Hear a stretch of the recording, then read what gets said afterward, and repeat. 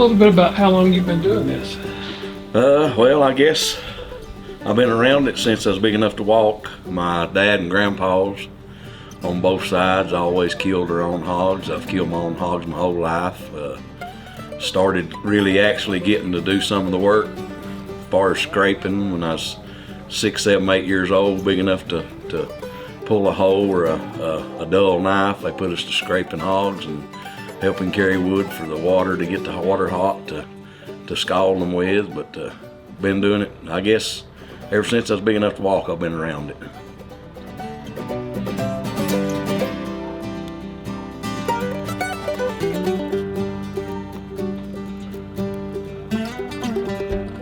I was always taught from a little boy. They put a knife in my hand from the time I was big enough to handle one and learned me how to gut anything that I killed. I was raised, if I killed it, I gut it and eat it.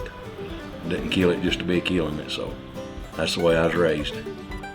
We are frying up the fresh tenderloin out of the hog, and we're going to do some liver, fresh hog liver.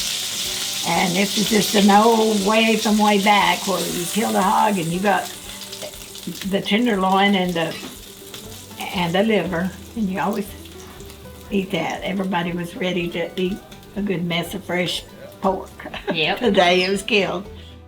My sons has always done it and helped me, and I want to carry that tradition on, and they don't have to depend on somebody else to do their gardens or their meat, you know. Hey everybody, I'm Tim Barnwell, and thanks for joining us for another episode of The Face of Appalachia. For generations here in the Southern Appalachians, Hog Killing Day marked the turning of the year, a time when families came together to do the hard work that would help feed them through the winter. On a freezing cold day in December, I visited Curtis Queen's farm in Jackson County, North Carolina, where friends and neighbors are helping keeping that old tradition alive. Over the course of the day, they worked together to process 4 hogs owned by different families, and we'll be showing you scenes mixed together from that long day of work. I do want to mention that this video shows these events just as they happen. There are moments in the process that may be hard for a few folks to watch, so be mindful of this. But this story is as much about the people, traditions, and fellowship as it is about the process itself. So we hope you'll enjoy spending the day with us as we carry on a mountain tradition that's been passed down for generations. Well, why don't you just introduce yourself to start with? Alan Fortner. And where'd you grow up, Alan? I grew up here in Jackson County, born and raised here in Jackson County. So where do you live now? I still live here in Jackson County. I live on the head of Cullowhee Mountain on a little road they call White Rock, just as far back to the end of the road as you can get. And where are we working today? We're working on Candy Fork at one of my friend's house today. And what are we out doing today? Out killing some hogs the old-timey way. So what do you enjoy about it? Biggest thing I enjoy about it's raising my own meat, getting to watch them grow, and I enjoy that type of stuff, doing that type of work, killing and cleaning my own type of meat, you know, where it's deer, bear, hogs, whatever. Just being able to do it and being able to put it in the freezer and can it and salt it down and cure it and being able to eat it at the end. So where did you learn to do this? Well, like I say, from the time I've been big enough to hold a knife in my hand without getting, you know, cut real bad or something like that, my dad and my grandpas, my great-grandpas and my uncles. Then when I got up into years, I've always helped them kill hogs. We bear hunted, deer hunted, squirrel hunted, turkey hunted, rabbit hunted, any kind of hunting and fishing. So I've learned how to gut and clean about anything there is, you know. And then when I got up into years and got to courting a little bit, and my ex-father-in-law, Bill Messer, he showed me a lot on the hogs. He's a real good man at hand of doing hogs and stuff, so he learned me a lot. Is there a difference between that and other animals, for instance? Oh yeah, there's different ways of skinning the hogs and animals, but as far as gutting and stuff like that, it's basically about the same process on any animal. I'm Mike Queen, 70 years old. Learned how to kill a hog from my great-grandpa. then from my grandpa, and then from my dad. Started out whenever I was, I don't know, 6, 7 years old. Killed hogs all my life. There you go. Did you remember doing it as a kid? Oh yes, never growed up. We killed at least 2 hogs every year growing up. Up at That's home. pretty common for all the farms around. Yeah. Yeah, about all of us, we'd raise at least 2 hogs a year and kill them. And of course, now I had a big family. These 6 kids, and mom and dad, there was 8 of us. So would that be enough meat to last you for the winter? Pretty well, yeah. Did you also hunt, do things like that to kind of? Oh yeah, yeah. We hunt and do all of it, but done about all my life. So how many hogs do you usually do a year? We used to do, basically 4 a year, just about every year ever since I've been big enough to walk. I've been around 4 or 5 hogs a year, and then we'd help the neighbors kill theirs, and then my other grandpas and aunts and uncles kill them. So it's a big deal every fall, I guess. Oh yeah, big deal. But a little bit later now, the weather don't get cold enough till later up. And back whenever I was growing up, we'd put them in the pen about in the 1st of May, and usually kill them by Thanksgiving weekend. But like I say, the weather's changed, and it don't hardly get cold enough now till 1st of January, sometimes February before it gets cold enough. So we're here at the end of December, got a little cold snap, so Yep. that's a good time to do it. yeah, you need about 3 or 4 days of cold, not freezing weather, but down around about 37 to 45 degrees where they take the salt good when you're going to cure. But if you're not curing, you can kill anytime. And it's getting harder to cure meat, but there's tricks to it. You've got to know how to do it, and how to salt it down, how to mix up your brown sugar and your salt and your pepper, and get everything just right and put it on it. And that helps conserve it. That preserves it. Leave it laying on the table for anywhere from 3 to 6 days. Then put your sticks on it and let air come under it, and then you hang it up, and you hang your hams and your shoulders of a hog up a walking. I don't know whether the rest of them told you or not, but you hang just like his off walking. If you don't, if you turn it the other way, it'll spoil. But you've got to hang your meat whenever you hang it up to let it cure. You hang that meat up of what we call hog a walking. Let it finish curing out. Why don't you kind of walk me through what you've been doing today, kind of step by step? Well, first thing you do is get the water hot. You start early in the morning, and it takes about 2 hours. Depends on the weather.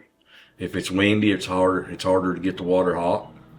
The wind will chill you, keep your water chilled, but start out heating the water, and then next step you gotta shoot the hog, and then we stick it with a knife to get what blood drained out of it, and then dip it, scrape it, then hang it, and I like to hang it up and pour hot water on it and take a knife and scrape up on it and get it as clean as you can get it. It makes a good job.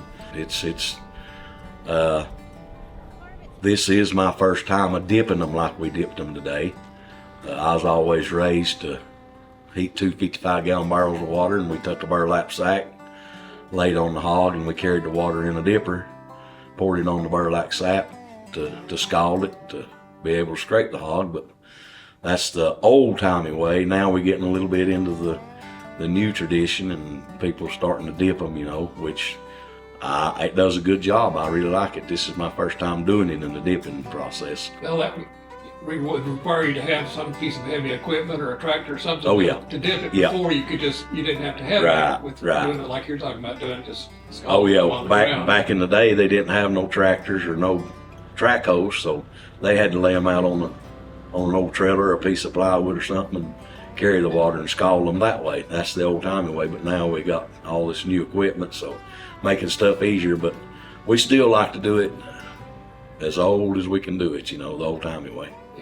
And scalding basically just loosens the hair. Yeah, it loosens the outside skin of the hair where you can scrape it and clean it good. And some people's got to where they skin the hogs now. They don't scrape them like the old timey way, they just skin them. But where we're salting them down, we like to leave the skin on them. It just helps the process better, and it just works better when you're salting them down to not skin them. Then you start the gutting process, get the guts out, a lot of people gets the lights, and we get the liver and the kidneys. Grandpa used to take the kidneys and put them on a stick and roast them on the fire right there as you kill it and eat it. Pretty good. So then you lay it on the table and quarter it up, break it down into quarters. And these 2 or 3 here that we just killed, we're going to salt them down. So we're going to take them on to the curing house and put the salt to them here in a little bit. That's about the process. It takes you about, on a good day where nothing don't happen, it takes you about an hour and a half to a hog, per hog. So how big are the hogs when you kill them? A couple of them was about 250 to 3 range. The last 2 we killed was probably 475 to 550. Depends on how long you keep them. We had the big ones from May, and like I say, we usually kill in November around Thanksgiving, but the weather wasn't cold enough to cure these, so we was going to cure these. So they got a little bit bigger than normal, what we normally like to do, but they're still good hogs. What all kind of cuts are there that you put away? Well, we, like I say, quarter them up. We get the middlings, get the hams and the shoulders out, take the fat back off the middlings, and then we get the tenderloin, which some people calls it the back strap. Cut that out and slice it, and you can take the backbone out, as you see the way we done the backbone, cut it up. Some people likes to take the backbone and leave the tenderloin on the backbone and make pork chops out of it. That's the only difference in tenderloin and pork chop. You leave the backbone in it and slice it, and the pork chop's got the bone in it, tenderloin don't. So that's the only difference in the two. A lot of people don't know that, but that's the only difference in the pork chop and the tenderloin. So it looks like they used about every part of it, right? Every part of it. Back whenever we growed up, a lot of people don't like to hear it. Whenever we growed up, we don't do it now, but we used to eat the feet, Grandpa and all, and the first thing he done was roasted the tail over the fire. He cleaned the tail, roast that tail over the fire. I know somebody told me that they ate everything but the squeal, which I thought was pretty funny. That's about it whenever I growed up. But now we don't do that anymore. We don't do that. I don't do that anymore. But whenever I growed up, just a kid, yeah, that's how we done it. We eat every bit of it. Feet and all. Made sauce meat out of the head. Cure the jaws. That's about it. That's about all I can tell you. Just put it in a hot frying pan and fry it and eat it. Well, that sounds good.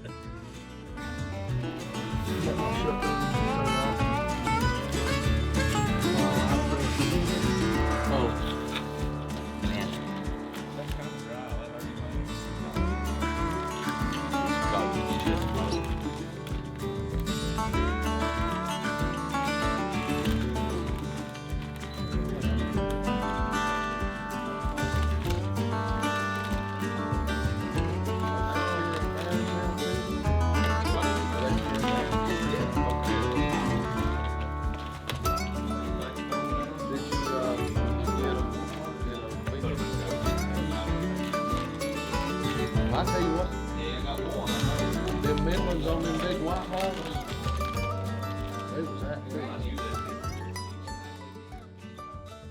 Hey folks, if you believe stories like this matter, stories of life, family, and keeping Appalachian traditions alive, the simplest way you can help is by subscribing to the channel and hitting that like button. It's free, but it makes a real difference in helping us keep going. You can also help through our GoFundMe by scanning the code on the screen and by telling your friends and family about what we're doing here. If you have favorite family traditions, we'd love to hear about them. Be sure to keep sharing your thoughts and memories with us in the comments below. Tenderloin biscuits, usually fresh tenderloin She got a biscuits. big bunch of biscuits made here in the oven. Yep. And then we're gonna do some liver here in a little bit. And she's using what she rendered out, the light hog killing Yep. lard, to make her cracklings. Got her some cracklings to make crackling bread. So is this something you remember from growing up? Yeah, I remember some of it. It's been a long time ago. That's something you look forward to in the fall? Yeah, we always did look forward to that. That was a good. And then I used to can, when it got to where you couldn't hardly cure out your ham and stuff, the weather was so changeable, that I'd cut it up and can the ham. And we'd eat that pretty quick, because that was good. You'd have a good quart of ham, make you a big pan of biscuits and gravy, and you'd eat high on the hog again. Oh, yeah. Easy, fast dinner. Yeah. So this is just about a half hour from when it was slaughtered to when it's in the pan, right? Yeah, I just washed it here and then got some flour and rolled it in flour. And Salt and pepper. salt and pepper, and we're good to go. And then you could always make a big pan of gravy if you wanted to go with the meat and the gravy and the biscuit. So how long have you been doing this? Me? Well, since I was big enough to sit on a kitchen chair and help my grandma. I guess probably about my earliest memory of doing anything like this was I was probably about 4 years old. And you're how old now? I am. Well, let's see, that's been about 38 years ago. I've been 65 or so. Yeah. So was it a big deal in the fall and winter to do this? Oh yeah, yeah. We look forward to it every year. My job, I remember, I was the youngest out of the family, but my job was to bring the tenderloin to Mom in the house so that she could fry it whenever I was real little, and I just thought that was the best job in the world, because I knew I was going to get fresh biscuits and tenderloin. So the tenderloin is the prime part of the hog. Yeah. It's the prime cut. So it's a lot different. And kids nowadays, they don't know this stuff, because they've never been around it. They go to the store and buy their stuff instead of having it at home. So it's good for youngins to see this too, how it's made, I think. Seems like we had, 15, 20 people here today. It's a lot of fellowship going on as well as just work. That's a good thing, these mountains. Most time the hog killing day comes, and there's at least 3 or 4 hogs. There's usually a pretty good crowd today. Nice to have that much help. It Like you is. couldn't do it anymore, could you? No, not by myself. Did you still raise any yourself? No, I just help my son, his wife, and their kids. Show them the trade. They weren't pretty good. They do pretty good at it. Are you proud that they're continuing on what you did? Yes, I am, and it's a dying tradition. These mountains, they very few that really knows how to do it. So are you pleased that your son's decided to continue on? Oh yeah, yeah. We've got as you see, a lot of the women, they fall in there and help too. And my sons has always done it and helped me, and I want to carry that tradition on. And they don't have to depend on somebody else to do their gardens or their meat, So one of these days you may not be able to go to the store and buy it. Yeah, I mean, hunting and doing this kind of stuff is a great way to be sure that they have meat on the table. Right. Yep. And we do have a lot of different types of meat that we hunt and kill and process ourselves. Why do you think it's important to do this, keep this going? It's just a heritage and a tradition that we've done here in the mountains my whole life. Like I say, raised up doing it from the time I was big enough to walk, you know, and be around it. I think it's real important because one of these days you might not be able to go to the grocery store and get it like you can if you raise it. Plus, it ain't got all the hormones and stuff in a lot of the feed that they put in to raise hogs now. And they try to raise stuff too quick and shoot it up with steroids and stuff. And these are homegrown. You know what you got. You know what you're eating when you fix them yourself.